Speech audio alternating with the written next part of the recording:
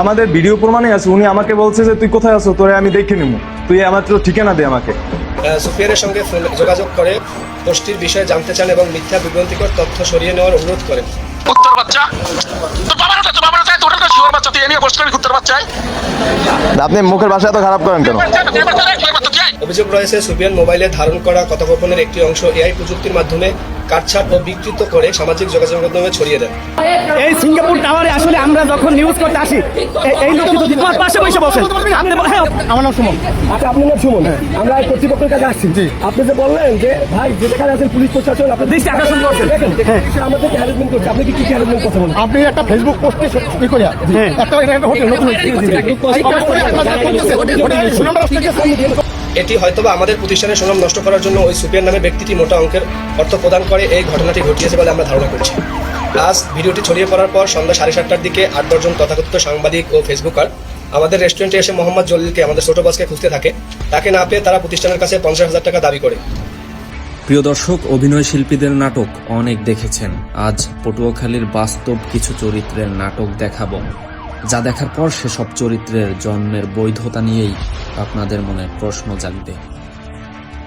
আপাতত কিছুক্ষণের জন্য মনে করুন আপনার চোখের সামনেই মুখোশ পরিহিত একটি সন্ত্রাস গোষ্ঠী বিনা কারণে আপনার এলাকার একটি নিরহ ছেলেকে অশ্লীল ভাষায় পরিবার তুলে গালাগালি করছে।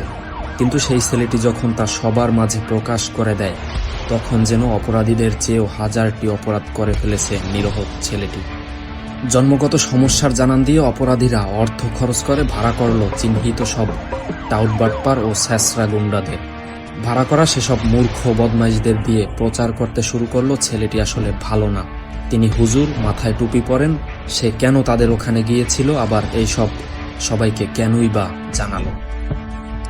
এবার নিজে ভাবুন, এতক্ষণ নিজ চোখের সামনে হওয়ায় সব কাহিনী দেখাটাও কি তাহলে অন্যায় হয়েছে? সত্য মিথ্যা দেখার পরও যদি ছেলেটির পক্ষ নেন, তাহলে এসব কাহিনীর সাক্ষী হয়ে জীবনের সবচেয়ে বড় অন্যায় করেছেন। আর যদি অর্থ ও স্বার্থের জন্য দালালি করে ছেলেটির বিরুদ্ধে দাঁড়ান, তাহলে আপনি জন্মগত সমস্যায় আক্রান্ত হওয়া মূর্খদের চোখে একজন পীর সাহেব। কিন্তু এখানেই থেমে নেই। যেহেতু ছেলেটি সবার মাঝেই বিষয়টি প্রকাশ করেছিল, তাই কমবেশি সবাই সত্যটা বুঝতে পেরেছে। এখন আপনার মস্তিষ্ককেই প্রশ্ন করুন, অপরাধী নাকি নিরহ ছেলেটি, কার পক্ষে আপনার দাঁড়ানো উচিত? এই প্রশ্নের উত্তর আপনার মস্তিষ্কই দিবে। তবে জন্মগত সমস্যায় যারা আক্রান্ত, তারা মনে করা এবং প্রশ্ন করা থেকে বিরত থাকার অনুরোধ থাকল। প্রিয় দর্শক, আপনারা হয়তো ভাবছেন এত যুক্তিবাক্য কেনই বা দিচ্ছি।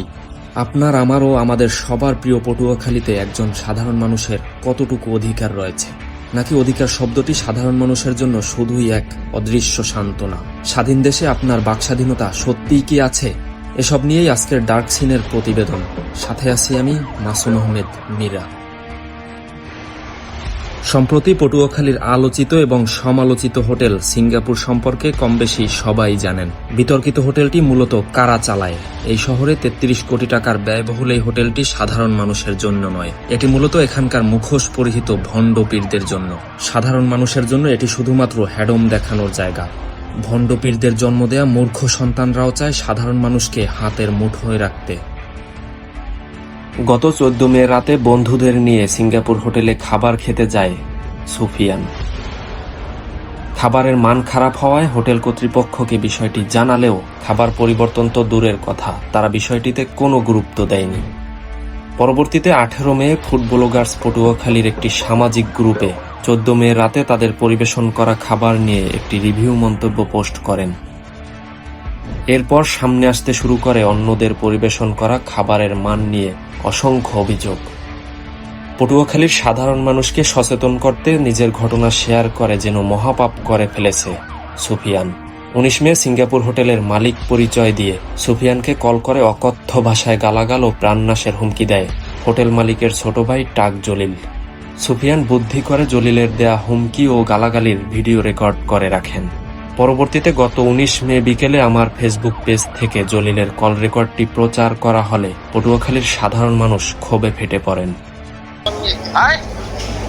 তুই কইয়া গেছ রেক্টিফাই না করতাম, এখানে আলাদা কথা ছিল। শুয়োর বাচ্চা, তুই এ নিয়ে পোস্ট করো গাই, তোর বাচ্চা। আমি তো আপনার খাবারের তুই এত বড় নেই, না তোকে দেখা করবো। নেতা হওয়ার তো কথা না ভাই, আমি তো আপনার খাবার তো আমি বললেই গেছি। তুই আবার পোস্ট কর কুত্তার বাচ্চাই। তা আমি আপনার পোস্ট করতে পারি না, আমার খাবার খারাপ হয়েছে এটা আমি জানাইতে পারি না। তোর কান পাশে কুত্তার বাচ্চা, তুই সামনে আয় শুয়োর বাচ্চা। তুই কোন রাস্তায় বাইরের মুখ শুয়োর বাচ্চা, তুই আয় কুত্তার বাচ্চা। তোর বাবার হাতে হোটেল করে শুয়োর বাচ্চা, তুই এনে পোস্ট করবি কুত্তার বাচ্চাই। আপনি মুখের ভাষা এত খারাপ করেন কেন? শুয়োর বাচ্চা তুই আয়, শুয়োর বাচ্চা সামনে আয় কুত্তার বাচ্চা। তুই এবার পোস্ট করো, টাকা বেশি হয়েছে, হোটেলে যান সিঙ্গাপুরে যান, এই আর কুত্তার বাচ্চা। আচ্ছা আপনার কথাগুলো আমি রেকর্ড রাখলাম, ঠিক তুই আছে? রেকর্ডটা যা করবে তুই আয় সামনে আয়। আচ্ছা আপনার এই কথাগুলো আমি এই যে ভিডিও কলে রেকর্ড রাখলাম, আপনি দেখি, বুঝছেন? আপনার হালা কাটতে দিয়েছে রেকর্ড কথা। হোটেল কর্তৃপক্ষের উচ্ছৃঙ্খল আচরণে অসংখ্য মানুষ হোটেলটি বয়কট ও বন্ধ করার দাবি জানান। তীব্র সমালোচনার ঝড়ে হোটেল কর্তৃপক্ষের মন্তব্য জানতে সিঙ্গাপুর হোটেলে যায় স্থানীয় গণমাধ্যম, আমাদের পটুয়াখালীর 2 রিপোর্টার ও কয়েকজন সংবাদকর্মী।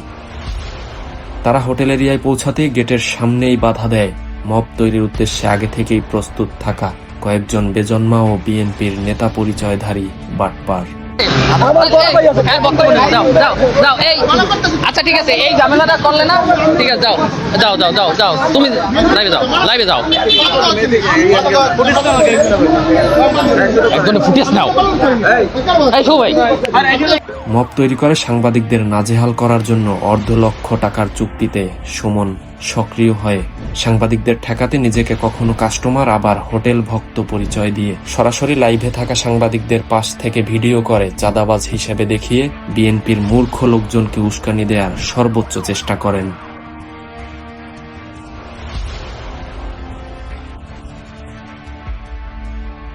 এই হোটেলের কে? আপনি হোটেলের কে? কি বলছি? আরে ভাই আপনি হোটেলের কে? আপনি হোটেলের কে? আমার ফোন দিয়ে আমি বলছি। আপনি হোটেলের কে ভাই? সেটা বলতেছি, আপনি হোটেলের কে? আমি চাও না। তাহলে আপনি এখানে কেন আমাদের আমি ভিডিও সুনাম করতেছেন? করতেছি। আপনি ভিডিও আমি করতেছেন সুনাম কেন? করতেছি। আপনি ভিডিও করতেছেন কেন? সুনাম করতেছি। না না না, ভিডিও করতেছেন কেন এখানে? আপনি আমাদের ভিডিও করতেছেন কেন?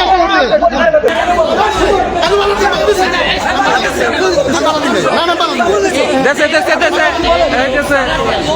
ভারতের লোক দিয়ে সিঙ্গাপুর টাওয়ারে করছে, সিঙ্গাপুর টাওয়ারে অবরুদ্ধ করার চেষ্টা করছে এই লোক। তখন এই ভারতের লোক দিয়ে ওটা খোলা, এটা দেন ভাই, দেন। এটা লাগাও, এটা লাগাও, এটা লাগাও, এটা লাগাও। এই ভারতের গুন্ডাদেরকে আমাদেরকে আপনি কেন বললেন? এখানে আমরা এখানে লাইভ করার সময়, আমরা এখানে সরাসরি সম্প্রচার করার সময় এই লোক আমাদের বাধা দিয়েছে।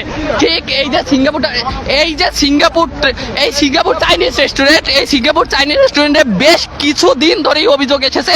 ঠিক তারই পরিপ্রেক্ষিতে আজ আমরা এখানে সংবাদ পরিবেশন করার সময় ঠিক বহিরাগত যে সন্ত্রাসী, সেই বহিরাগত সন্ত্রাসীদের দিয়ে আমাদের উপর এখানে হামলা করা হয়েছে এবং তিনি আমাদেরকে বলেছেন আমরা এখানে হয়রানি করছি তাকে। ঠিক তার পরিচয় বলছে না, তিনি বলছে হোটেল কর্তৃপক্ষ। ঠিক এখানে এই হোটেলের ভিতরে যারা রয়েছেন তাদেরকে আমরা দেখাবো ঠিক বহিরাগত দিয়ে আমাদের উপর কেন অপদস্থ করা হলো। সিঙ্গাপুর হোটেলে সাংবাদিকদের কাজে বাধাগ্রস্ত করা এই সুমনের রাজনৈতিক পরিচয় তিনি বিএনপি করেন, কিন্তু আমাদের অনুসন্ধানে দেখা যায় সুবিধাবাদী সুমন আওয়ামী লীগ থেকে হয়েছেন বিএনপি। অর্থ ও স্বার্থের জন্য তিনি সবকিছুতেই এগিয়ে। মজার ব্যাপার হচ্ছে সুমনের চেয়েও তার স্ত্রী আরো বেশি এগিয়ে। পটুয়াখালী জেলা ছাত্রদলে তার সহযোদ্ধা নেতার সঙ্গে স্ত্রীর কর্মকাণ্ডে তিনি খুবই দুর্বল। আপাতত এই সংক্রান্ত কোনো ছবি ভিডিও প্রকাশ করলাম না। অন্যদিকে মাদক ব্যবসা ও চাঁদাবাজির কারণে গত কয়েক মাসে গ্রেপ্তার হওয়া কর্মীদের একমাত্র নেতা পটুয়াখালী জেলা যুবদলের সাবেক সভাপতি মনিরুল ইসলাম লিটনের আরেক কর্মী জহিরুল ট্যাবলেট খাওয়ার জন্য সামান্য কিছু পয়সা নিয়ে প্রিয় নেতাকে বাদ দিয়ে টাক জলিলকে বাপ ডেকে ভুক্তভোগী সুফিয়ান ও জলিলের উচ্ছৃঙ্খল আচরণ নিয়ে প্রশ্ন তোলা সকল সাংবাদিকদের আমার এজেন্ট ও জামাত শিবির বলে ঘেউ ঘেউ করছেন। কারণ জামাত শিবির বলে ঝামেলা করলে অনেক মূর্খ জহিরকে পীর সাহেব মানতে শুরু করবে।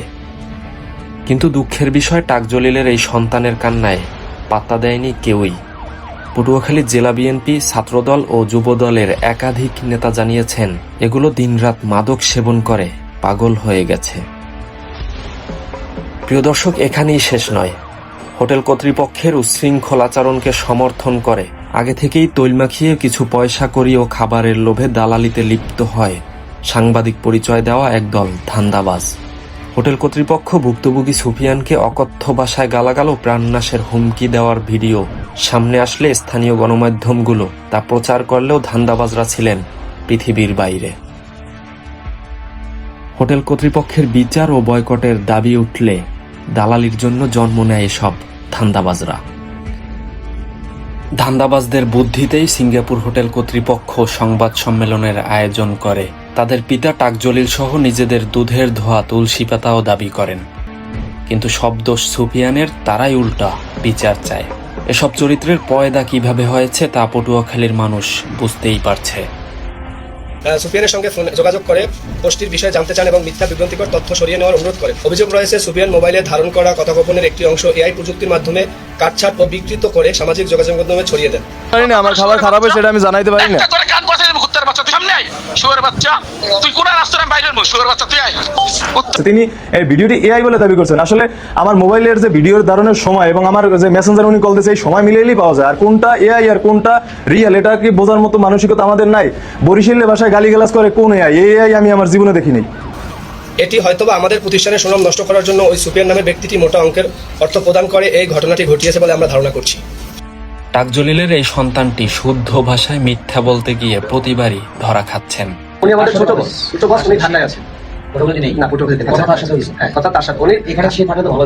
আসলে বিষয়টা উনি তো জানা যে এরকম ঘটনা ঘটবে, তাহলে তো হয়তো উনি আসতো। বাবা টাক জলিল ঢাকায় অবস্থান করার কথা বললেও আমাদের অনুসন্ধানী টিম সেদিন জলিলের অবস্থান সিঙ্গাপুর হোটেলেই শনাক্ত করেন। হাল সুপার আমি ছিলাম, আমি বলছি যে বিল মওকুফ করতে অপরাগতা প্রকাশ করছি আমি। তিনি ক্ষুণ্ণ হয়ে প্রতিক্রিয়া দেখান, বিল পরিশোধ না করে চলে যান এবং পরে দেখে নেওয়ার হুমকি দিয়ে সিঙ্গাপুর টাওয়ার ত্যাগ করেন।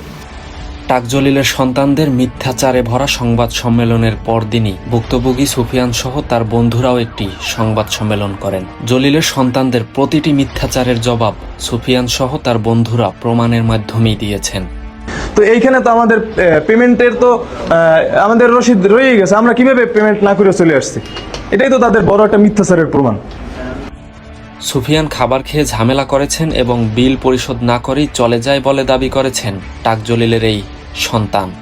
এছাড়াও বলেছেন সেসব ঘটনার সিসিটিভি ফুটেজ ও অসংখ্য প্রমাণ তাদের কাছে সংরক্ষিত রয়েছে, কিন্তু আমাদের পক্ষ থেকে সেসব দেখতে চাইলে বলা হয় এখন জাস্ট দেখা যায়, ওটা তো অনেক দিনের একটা বিষয়, ঠিক আছে? দেখা যায় ওরকম সিসি ফুটেজ কি আছে না আছে সেটা তো আমরা কনফার্ম এখন কিছুই বলতে পারবো না। অথচ একটি প্রতিষ্ঠানের সিসিটিভি ফুটেজ প্রায় 3 মাস সময় থাকার কথা, সেখানে মাত্র কয়েকদিনই হারিয়ে গেল। সুফিয়ান সেদিন বিকাশের মাধ্যমে বিল পরিশোধ করার প্রমাণও রয়েছে। মূলত টাক জলিল ও তার এসব সন্তানরা মিলে ভুক্তভোগী সুফিয়ানকেই ফাঁসাতে চেয়েছে। সবকিছু দেখার পর পটুয়াখালীবাসী সিঙ্গাপুর হোটেলের মিথ্যাচার বুঝতে পেরেছেন। এরপর থেকে ঝোপঝাড়ের মশামাছি হোটেলটির নিয়মিত কাস্টমারের খাতায় নাম লিখিয়েছেন। পটুয়াখালীর সচেতন ও সাধারণ মানুষের চোখের সামনেই এ ধরনের মিথ্যাচার করা এসব বদমাইশের জন্ম কিভাবে হয়েছে এবং কোথায় হয়েছে তা নিয়ে প্রশ্ন থেকেই যায়। পটুয়াখালীর সাধারণ মানুষকে তুচ্ছ মনে করা টাক জলিল ও তার সন্তানরা মিলে বুদ্ধি বের করেন, জন্মে সমস্যা যাদের তাদেরকে দিয়ে প্রমোট করাতে পারলে অনেক কাস্টমার পাওয়া যাবে। এরপর শুরু হয় বিএনপির আবাল নেতাকর্মীদের বিনা পয়সার ভুরি বোঝের বিনিময়ে ফেসবুক প্রমোটের পর লাভের চেয়ে হয়েছে দ্বিগুণ লস। পটুয়াখালীর সর্বস্তরের সাধারণ মানুষ ছ্যাঁচড়া ও দালাল চিনে হোটেলটিকে থুতু দিচ্ছে। টাক জলিল বিয়ে করেছেন 4টি, বিয়ের কিছুদিন পর বউকে তার ভালো লাগে না। চরিত্র ঠিক করার পরামর্শ দেওয়ার কারণে উত্তম মাধ্যম দিয়ে 3 বউকে ডিভোর্স করাতে বাধ্য করার অভিযোগ রয়েছে। টাক জলিলের জন্য বিয়ে করার নিয়ম সহজ করে দিলে এতদিনে তিনি প্রায় সেঞ্চুরি করতেন। সর্বশেষ গোয়েন্দা তথ্য ও আমাদের ডার্ক সিনের অনুসন্ধানে উঠে আসে 33 কোটি টাকার সামান্য কিছু হিসেব। হোটেলটির পিছনে ব্যয়ের সম্পূর্ণ অংশ সিঙ্গাপুর নয়, বরং বাংলাদেশ ও রাজনৈতিক লুট। দ্বিতীয় পর্বে দেখবেন জাতীয় পার্টি, আওয়ামী লীগ ও বিএনপির যৌথ প্রযোজনায় হোটেল হানি ট্র্যাপ পটুয়াখালী। আল্লাহ হাফেজ।